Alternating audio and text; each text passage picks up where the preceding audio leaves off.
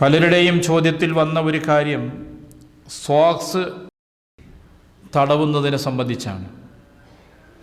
അതിനെന്തെങ്കിലും നിബന്ധനകളോ ചിട്ടകളും പാലിക്കേണ്ടതുണ്ടോ എന്നീ കാര്യത്തെ സംബന്ധിച്ചുള്ള ചോദ്യങ്ങൾ വന്നിട്ടുണ്ട്.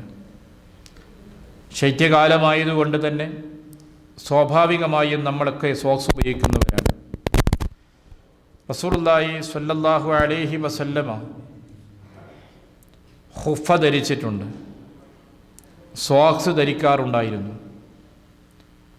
ശൈത്യകാലത്ത് പ്രത്യേകിച്ചും കാലിൻ്റെ തണുപ്പിൽ നിന്ന് സുരക്ഷ നൽകുവാൻ മതിയായ രൂപത്തിലുള്ള തസാഹീൻ, കട്ടിയുള്ള പരുത്തിയുടെ അല്ലെങ്കിൽ രോമത്തിൻ്റെ സോക്സ് ധരിക്കാറുണ്ടായിരുന്നു. ഖുഫ ലെതർ കൊണ്ട്, തോല് കൊണ്ടുണ്ടാക്കുന്നതാണ്. മറ്റേത് പരുത്തി കൊണ്ടുണ്ടാക്കുന്നതാണ്. അതിന് അറബിയിൽ ജൗറബ് എന്ന് പറയും. ഏതായിരുന്നാലും അവയിൽ തടവാൻ നമുക്ക് അനുവാദമുണ്ട്.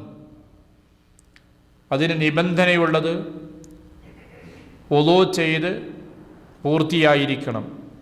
കാല് കഴുകി ശേഷം വുളൂ മുറിയുന്നതിൻ്റെ മുമ്പായിട്ട് ഖുഫയോ സോക്സോ ധരിച്ചിരിക്കണം.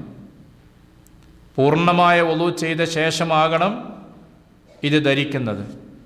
അങ്ങനെ ശുദ്ധിയുള്ള അവസ്ഥയിൽ നമുക്ക് ധരിച്ചാൽ യാത്രക്കാരന് 3 ദിവസവും നാട്ടിലുള്ളവർക്ക് 1 ദിവസവും വുളൂ ചെയ്യുന്ന സന്ദർഭത്തിൽ കാല് കഴുകുന്നതിന് പകരം ആ ഖുഫയിൽ തടവിയാൽ മതി. ആ സോക്സ് കഴുകൽ നിർബന്ധമായ ഭാഗം അഥവാ ഞെരിയാണി മുതൽ പാദം മുഴുവനും മറയുന്നതായിരിക്കണമെന്ന് പണ്ഡിതന്മാർ അവയെ സംബന്ധിച്ച് നിർദ്ദേശം നൽകിയിട്ടുണ്ട്. തടവുന്നത് ഖുഫയുടെ മുകൾ ഭാഗത്താണ്, അടിഭാഗത്തല്ല. ഖുഫയുടെ സോക്സിൻ്റെ മുകൾ ഭാഗത്ത് നനഞ്ഞ കൈകൊണ്ട് 1 പ്രാവശ്യം തടവുക. ഇങ്ങനെയാണ് തടവുവാൻ നിർദ്ദേശിക്കപ്പെട്ടിട്ടുള്ളത്. റസൂലുള്ളാഹി സ്വല്ലല്ലാഹു അലൈഹി വസല്ലമയിൽ നിന്ന് ഇബ്നു മാജയും തുർമുദിയുമെല്ലാം ഉദ്ധരിക്കുന്ന ഒരു ഹദീസുണ്ട്. അന്ന റസൂലുള്ളാഹി സ്വല്ലല്ലാഹു അലൈഹി വസല്ലം തവദ്ദഅ വമസഹ അലൽ ജൗറബൈനി വന്നഅലൈൻ. നബി സല്ലല്ലാഹു അലൈഹി വസല്ലം വുളൂ ചെയ്തു, എന്നിട്ട് 2 സോക്സിൻ്റെ ചെരുപ്പിൻ്റെ മുകളിലൂടെ തടവി. സഹാബികളിൽ നിന്ന് വലിയൊരു വിഭാഗം ആളുകളിൽ നിന്നും സോക്സ് ധരിക്കുകയും അതിൻ്റെ മുകളിൽ തടവുകയും ചെയ്തതായി റിപ്പോർട്ട് ചെയ്യപ്പെട്ടിട്ടുണ്ട്.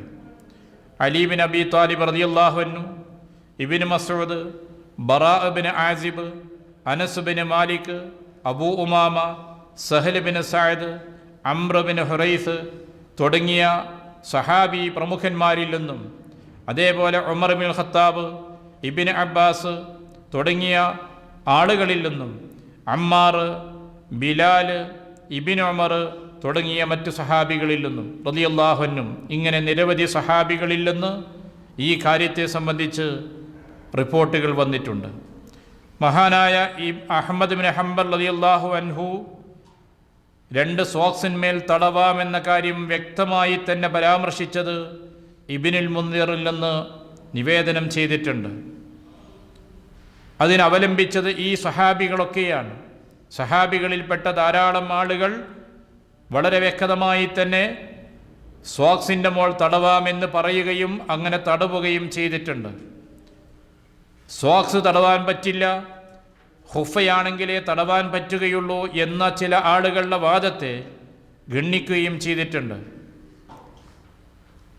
അതുകൊണ്ട് തന്നെ മൊത്തത്തിൽ വിലയിരുത്തിയാൽ ഖുഫയുടെ അതേ നിയമമാണ് സോക്സിനുള്ളത്. ഖുഫ തടവുന്നത് പോലെ സോക്സിലും തടവാകുന്നതാണ്. അങ്ങനെ തടവുമ്പോൾ ശുദ്ധിയുള്ള അവസ്ഥയിലായിരിക്കണം അത് ധരിച്ചിട്ടുള്ളത്.